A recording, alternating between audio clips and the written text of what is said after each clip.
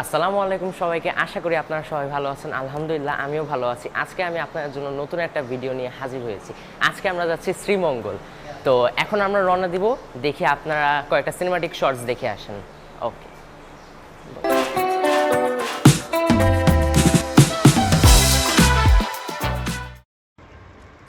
তো গাইস, আমরা এখন চলে এসেছি সকালের নাস্তা করার জন্য জনপ্রিয় হোটেল এন্ড রেস্টুরেন্টে। এখানে আমরা নাস্তা শেষ করে তারপর চলে যাব একবারে শ্রীমঙ্গলের পথে। তো আসেন যাওয়া যাক।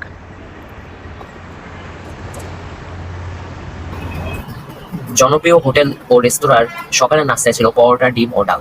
পরোটাটা একটু বাসি লেগে থাকলেও আমার কাছে কিন্তু ডালটা ছিল অসাধারণ। তারপর আমি দ্রুত নাস্তা সেরে আমার গন্তব্যে রওনা দিই, যেহেতু এমনি অনেক দেরি হয়ে গিয়েছিল।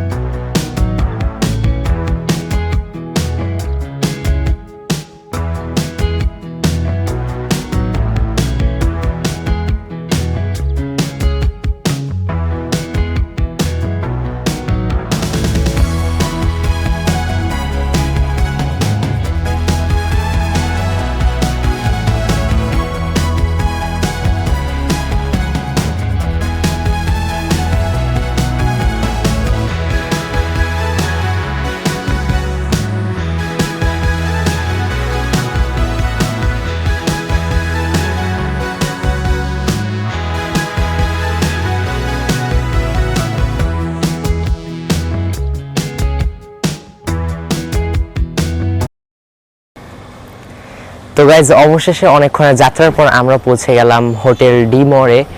এখানে দেখাও একটু, আমরা এখানে ডি মোরে চলে এসেছি এবং আমাদের রুম চেক ইন করা হচ্ছে। তারপরে আমরা আপনাদেরকে আমাদের রুমটা দেখাবো। আমরা হচ্ছে একটা সুইমিং পুল, আর এখানে হচ্ছে সব বিল্ডিং।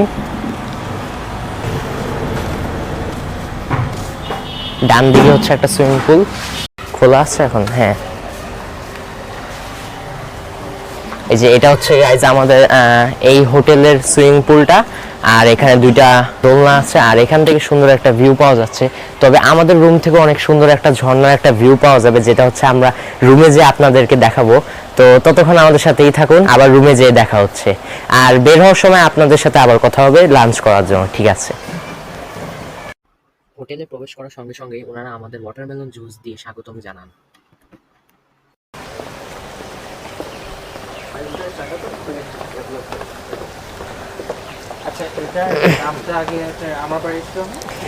তো গাইজ, আমরা এখন যাচ্ছি এই হোটেলের নিচে একটা, মানে হোটেলের পিছনে বলতে গেলে হোটেলের পিছনে একটা ঝিরি আছে, যেটা নাকি অনেক সুন্দর, সেইটা দেখতে যাচ্ছি। তো আপনারা মোমেন্টগুলো এনজয় করেন, এতটুকুই বলবো। যখন বৃষ্টি হয় তখন পানি কিন্তু এতটুকু থাকে, ভয়ঙ্কর একটা গর্ত থাকে পানি।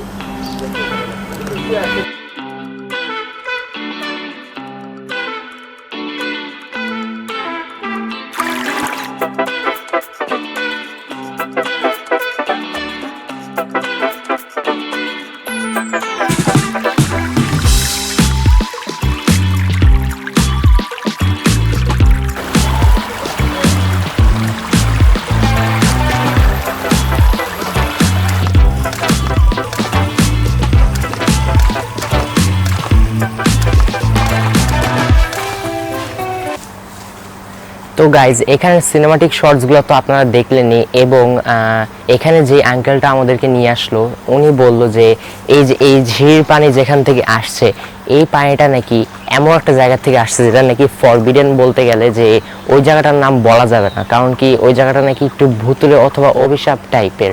কারণ কি ওই জায়গায় গেলে নাকি অনেকেই মারা যায়। অলরেডি 5 জনের মতো নাকি মারা গেছে, এবং ওই জায়গায় নাকি কয়েকজনের হাত ভেঙে গিয়েছে। যেমন একজন গাছের উপর দিয়ে আসতে, মানে উপরে চড়েছিল, এবং চড়ার সাথে সাথেই নাকি তার যেই মানে ডালটা ছিল ওই ডালটা ভেঙে পড়ে যায়। তাই নাকি ওই জায়গাটার নাম বলা নিষেধ। আমি ওনাকে জিজ্ঞেস করেছিলাম ছড়া, তো এটা কোন জায়গা থেকে আসছে। উনি বলল যে না, এটা তো বলা যাবে না, এটা আর কি মানে আমাদের এখানে বলা নিষেধ আছে, এটা একটু অভিশাপ টাইপের, তাই। তো তো আশা করি আপনাদের এই জায়গাটা ভালো লেগেছে। আর আমাদের রুমটা আপনাদেরকে এখনো দেখানো বাকি আছে, যেটা আমি একটু পরে দেখিয়ে দিব। তো ঠিক আছে, তাহলে যাওয়া যাক।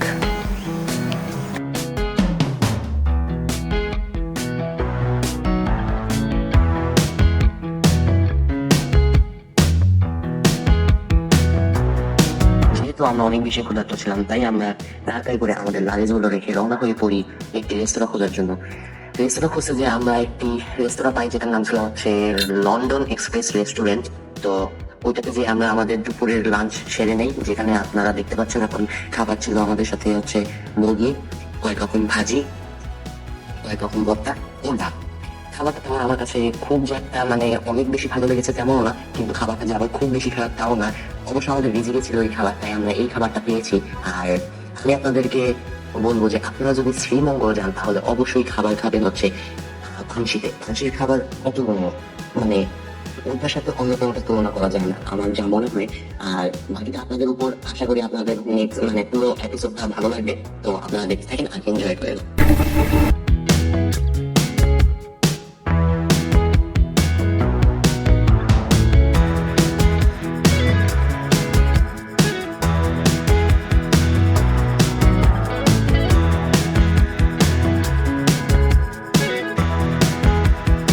আমরা এখন চলে এসেছি লাউয়াছড়া ন্যাশনাল পার্ক শ্রীমঙ্গলে। এটা খুবই বড় একটা জঙ্গল বলতে গেলে, এবং অনেক সুন্দর বনটা। এখানে বিভিন্ন রকমের পশু পাখি বসবাস করে। যেমন আরেকটু সামনে গেলে আমরা অনেকগুলো বানর দেখতে পারবো, যেমন আপনারা এখানে দেখতে পাচ্ছেন। এখানে কয়েকটা শুটিংও হয়েছে, কিন্তু ওই শুটিংগুলোর গানের নাম বা আমি এমনি বলবো না, বললে আবার দেখা যাবে কপিরাইট দিয়ে দিবে।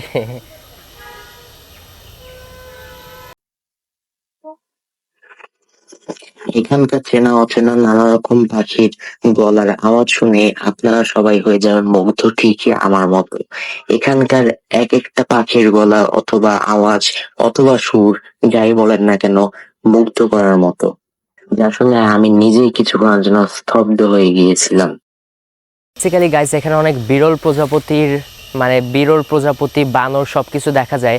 কিন্তু এখানে হয়েছে কি, যারা উপজাতিরা থাকে লোকাল, তারা এগুলো সব কিছু দেখা যায় যে তারা বানর খায়, সাপ খায়, তো অনেক কিছু খায়, যার জন্য এগুলা বিলুপ্তর পথে চলে যাচ্ছে এবং অনেক কিছুই এখন আর দেখা যাচ্ছে না।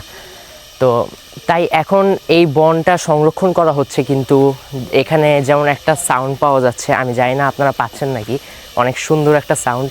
যেমন গতবার আমি যখন এই জায়গাটায় এসেছিলাম, তখন ঠিক এই জায়গাটায়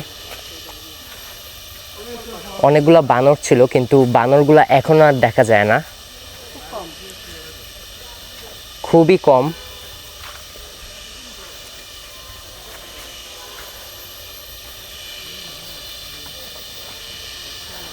তো যারা উপজাতি থাকেন বেসিক্যালি, তারা যেহেতু সব কিছু খেয়ে ফেলেন, যার জন্য এগুলো এখন পুরোপুরি বিলুপ্ত দিক। এখানে একটা ছোট একটা ছড়া আছে, আপনাদের যদি একটু দেখাই।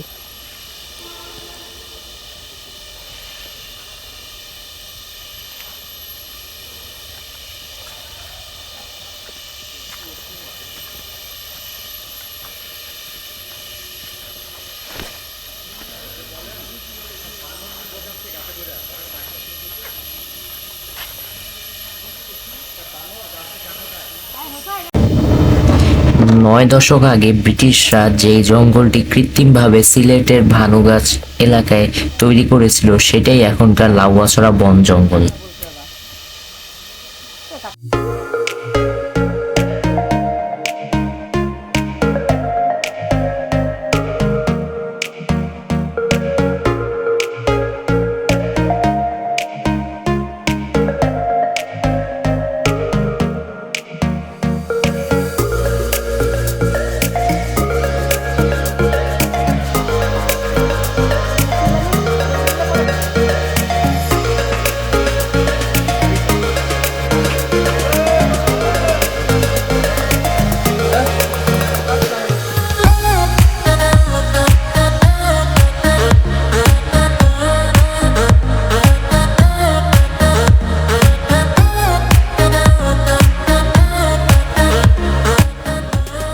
1250 হেক্টর জমির উপর অবস্থিত আমাদের এই বন জঙ্গল, যেটির নাম হচ্ছে লাউয়াছড়া বন জঙ্গল। এটি যেমন দেখতে সুন্দর তেমনই মুগ্ধ করার মতো। এখানে রয়েছে নানা রকম পশু পাখি ইত্যাদি।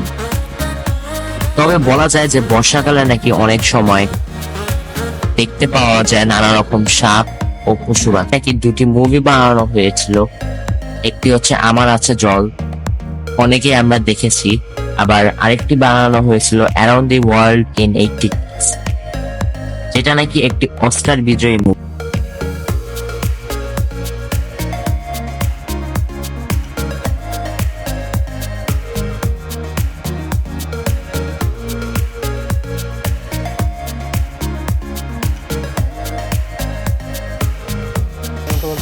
তো গাইজ এখন লাউয়াছড়া জঙ্গলে এখন বলতে গেলে অনেক সুন্দর একটা মুহূর্ত কাটাচ্ছি, কিন্তু এখানে এখন মনে হচ্ছে যে একটু কিছুক্ষণ পরেই বলতে গেলে যে আকাশ গর্জন করছে, তো মনে হচ্ছে একটু কিছুক্ষণ পরেই বৃষ্টি শুরু হবে, এবং তাই আমরা আবার ফিরে চলে যাচ্ছি। এবং এই জঙ্গলটা এত বড় যে কিছুক্ষণ মুহূর্ত ঘুরে শেষ করা সম্ভব নয়।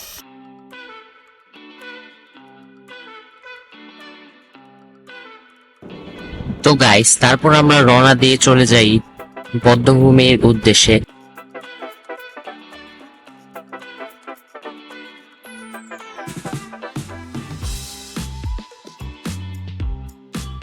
তো এখন আমরা চলে এসেছি বধ্যভূমিতে। আমার পিছনে আপনারা দেখতে পাচ্ছেন যে এখানে বধ্যভূমি আছে। আপনাদেরকে যদি আরেকটু ভালোভাবে দেখাই,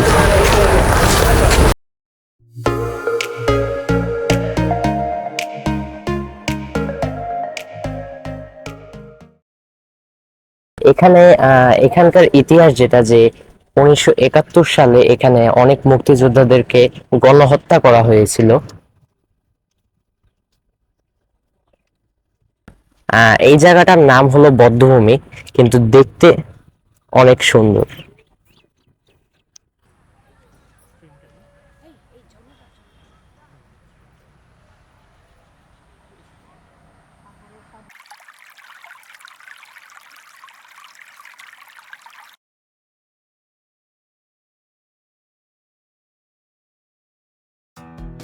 এখানে আমরা দেখতে পাচ্ছি যে একটা বধ্যভূমি 71 শ্রীমঙ্গল লেখে একটা স্ট্যাচু আছে। আমার পিছনে যেটা আপনারা দেখতে পাচ্ছেন, যে আমার পিছনে একটা বধ্যভূমি লেখা স্ট্যাচু আছে, এবং আরো অনেক কিছু আছে, যেমন এখানে একটা ব্রিজ আছে। তো চলেন আমরা যে দেখি।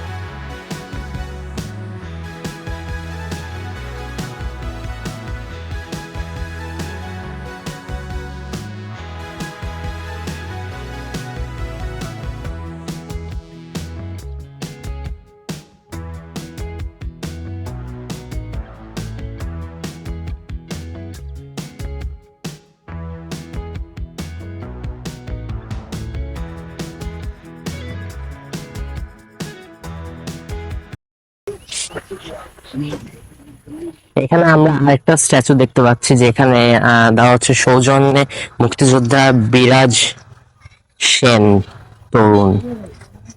মানে এখানে অনেকজনের স্ট্যাচু আছে যারা মুক্তিযোদ্ধারা এখানে মারা গিয়েছিল, মানে শহীদ হয়েছিল তাদের। আর ওইখানে আমার মতে যে আরেকটা বড় একটা বলতে গেলে স্ট্যাচু আছে, যেটা আমরা দেখতে পাচ্ছি। আর অনেক সুন্দর সুন্দর সিনারি। কথা ঠিক না।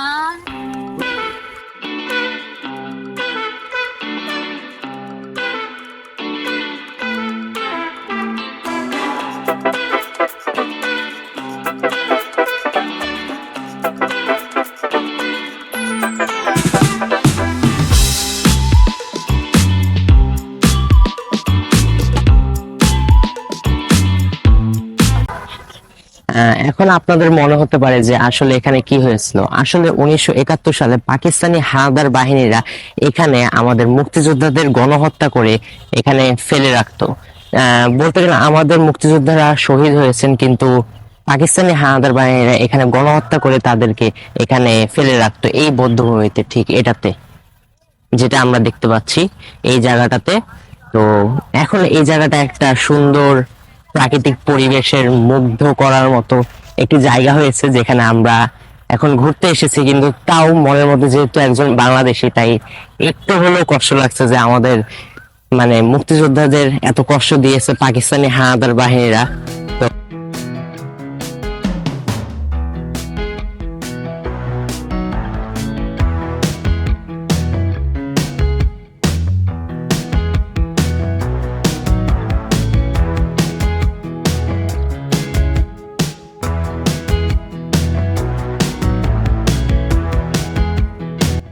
অবশেষে ঘোরাঘুরি শেষ করে ক্লান্ত অবস্থায় আমরা ফিরে আসি আমাদের হোটেলে। আর যেহেতু আমাদের হোটেলের রুমটা আপনাদেরকে দেখানো হয়নি, তো আমি কথা বলতে বলতে আপনারা দেখে আসেন। আর শেষে একটা আমরা ভিডিও দিচ্ছি আমাদের সিঁড়ি, যেটা আমাদের রুম থেকে দেখা যায়। সেখানে দেখেন যে আপনারা কিছু দেখতে পান নাকি। দেখতে পেলে অবশ্যই কমেন্ট করে জানাবেন।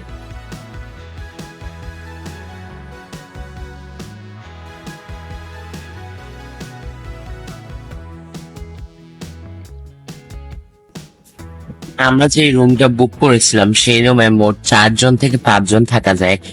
আর আপনারা যদি চান যে আপনারা 2 জন থাকবেন অথবা 3 জন থাকবে অথবা হাইয়েস্ট 4 জন থাকবেন, তাহলে আপনারা এর থেকে কমেও রুম পেতে পারেন, যেমন 2500, 3000, 4000 এরকম।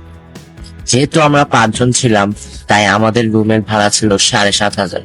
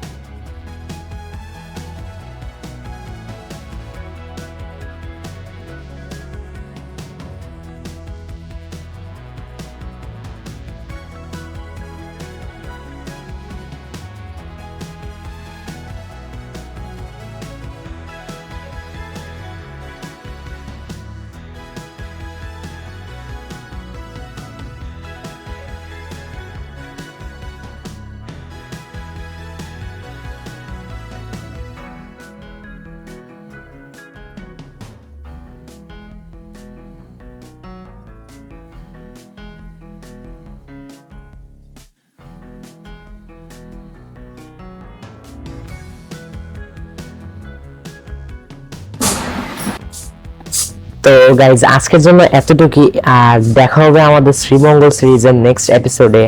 দ্যাট মিনস আগামীকাল আমরা আরো কয়েকটা জায়গা ঘুরবো এবং সেগুলো জায়গায় আপনাদেরও নিয়ে যাব।